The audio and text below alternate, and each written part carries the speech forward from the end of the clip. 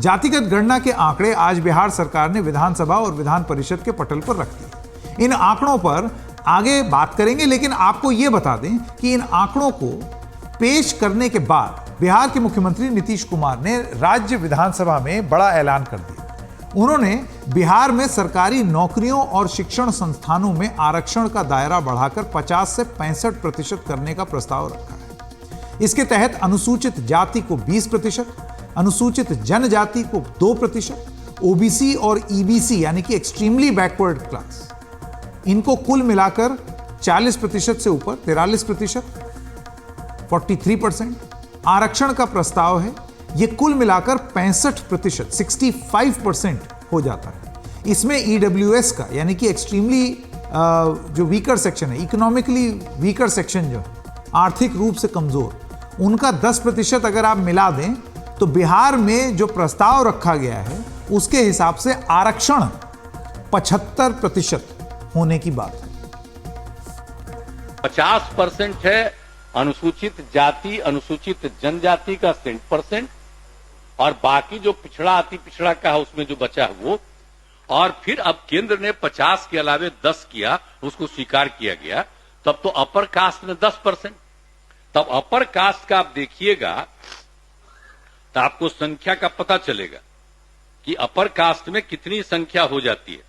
तो अभी जो है कि 28% बचा है, तो इसीलिए अब जो कुछ भी है आर्थिक आधार पर 10% आरक्षण दिया गया, तो उनकी जनसंख्या अनुपात के आलोक में लगभग 65-64% है, जो बता दिए अभी आपको। अनुसूचित जाति जनजाति के लिए जब 100% का आरक्षण जो हम बता दिए हैं, तो पिछड़े और अति पिछड़े वर्ग के लिए आरक्षण बढ़ना नहीं चाहिए भाई, इसका बढ़ना नहीं चाहिए। बिहार में आरक्षण बढ़ाने के प्रस्ताव पर समाजशास्त्री और सामाजिक कार्यकर्ता योगेंद्र यादव की क्या राय है, आइए वो जान लें। 65% रिजर्वेशन का जो प्रस्ताव है उसको सुन के घबराना या शॉक हो जाना, हैरान हो जाने की कोई बड़ी बात नहीं है। याद रखिए, जो वर्ग बिहार की आबादी में 85% है उसको 65% आरक्षण दिया जा रहा है। अनुसूचित जाति और जनजाति को तो आबादी के अनुपात में मिलता ही है। जो पिछड़े और अति पिछड़े बिहार की आबादी के 63% हैं, उनको 43% आरक्षण दिया जा रहा है। इसमें कोई बहुत हैरान होने या घबराने की बात नहीं है। मेरा ये जरूर मानना है कि आरक्षण की सीमा को बढ़ाते जाना अपने आप में सॉल्यूशन नहीं है। केवल आरक्षण अपने आप में इस देश की सामाजिक क्षमता का पर्याप्त सॉल्यूशन नहीं है। आरक्षण अनिवार्य है लेकिन पर्याप्त नहीं है। आरक्षण के अलावा भूमि का बंटवारा, शिक्षा के बेहतर साधन, इन सब को करना होगा। लेकिन अगर जाति के आंकड़े से, लेकिन अगर जाति के सर्वेक्षण से, जातिगत जनगणना से यह आंकड़ा निकलता है कि ओबीसी वर्ग की जनसंख्या जैसी सोची गई थी उससे ज्यादा है और उसकी शैक्षणिक और आर्थिक स्थिति काफी कमजोर है, तो आरक्षण की वर्तमान सीमा को बढ़ाने पर खुले मन से विचार होना चाहिए। इससे पहले बिहार सरकार ने जाति आधारित गणना के जो आंकड़े जारी किए हैं, उनके मुताबिक बिहार में हर 3 में से 1 परिवार बड़ी गरीबी में जी रहा और उसकी मासिक आय यानी कि मंथली इनकम 6,000 रुपए या उससे कम है।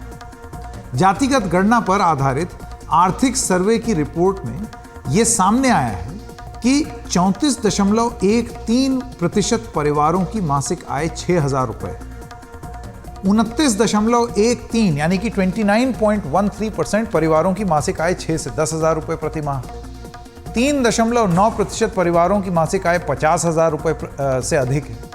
सर्वे के मुताबिक सामान्य वर्ग में 25.09% गरीब हैं, पिछड़ा वर्ग में 33.16% गरीब हैं, अत्यंत पिछड़ा वर्ग यानी कि एक्सट्रीमली बैकवर्ड क्लास में 33.58% गरीब हैं, अनुसूचित जाति में 42.93% गरीब हैं, अनुसूचित जनजाति में 42.7% गरीब हैं, अन्य जातियों में 23.72% गरीब हैं। अब जाति के आधार पर जो गरीब हैं वो आपको बता दें तो 25% के आसपास भूमिहार गरीब, 25% ब्राह्मण गरीब, 24% राजपूत, 13.83% कायस्थ, 25% शेख, 22% पठान और 17% सैयद। ये बताया गया है कि ये जो जातियां हैं उनमें कौन कौन कितना गरीब है। अब पिछड़ा वर्ग में गरीब जाति मतलब कितने गरीब हैं पिछड़े वर्ग में, तो 35% यादव गरीब हैं, 34.3% कुशवाहा, 29% कुर्मी और सरजूपारी मुस्लिम जो हैं वो 29.33% गरीब हैं। अब कौन कितना शिक्षित है इसके भी आंकड़े सामने आए हैं। 22.67% 1 से 5 तक की शिक्षा उनको प्राप्त है, यानी कि 22.6% जो बिहार है वो 5वीं कक्षा तक ही पढ़ा हुआ है। 14.33% जो है वो 6 से 8 तक की शिक्षा प्राप्त है। 14.7% 9 से 10 तक शिक्षित हैं। 11वीं से 12वीं तक की शिक्षा 9% की हुई है और करीब 7% आबादी ग्रेजुएट है। बहुत ही हैरान कर देने वाला आंकड़ा है ये। अब सामाजिक राजनीतिक विश्लेषक और चुनाव शास्त्री योगेंद्र यादव बिहार की जातिगत गणना का विश्लेषण किस तरह से करते हैं, आइए ये उनसे जान लें।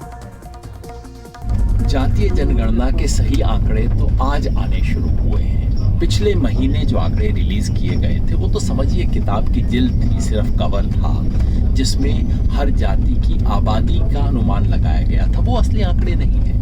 जातीय जनगणना का मतलब है हर जाति और हर जाति समूह की शैक्षणिक और आर्थिक स्थिति के बारे में सूचना, जो हमें आज के आंकड़ों से मिलनी शुरू हुई है।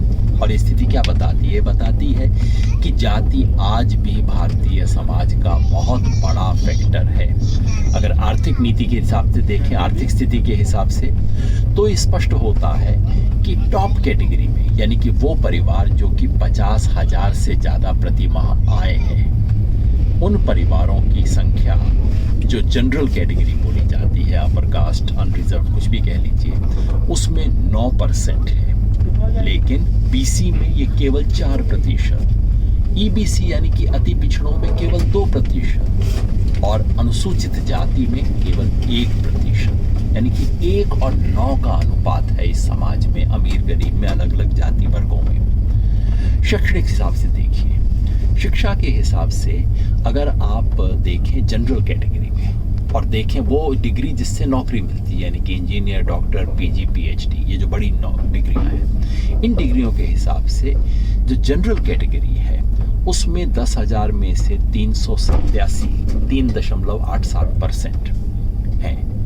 लेकिन बीसी में उसका कोई 1/3, केवल 10,000 में से 125, और ईबीसी में 10,000 में से सिर्फ 63, और एससी यानी कि अनुसूचित जाति में 10,000 में से केवल 39, यानी कि यहाँ भी एससी में और जनरल में 10 गुना का फासला है शिक्षा में। नौकरियों के आंकड़े भी आए हैं जिससे पता लगता है कि बिहार में जो जनरल वर्ग है उसके पास कुल मिला के कोई 6.5 लाख लोग हैं जिनके पास सरकारी नौकरियां हैं, और जो बीसी वर्ग है पूरा, जो कि जनरल से लगभग दुगना है, उसके पास उससे कम, यानी कि 6.2 लाख नौकरियां हैं, और एससी के पास 3 लाख से भी कम, 2.9 लाख नौकरियां हैं। मतलब ये आंकड़े स्पष्ट करते हैं कि जाति बहुत बड़ा कारक है, उसका शैक्षणिक और आर्थिक और सरकारी नौकरियों में बहुत बड़ा फर्क पड़ता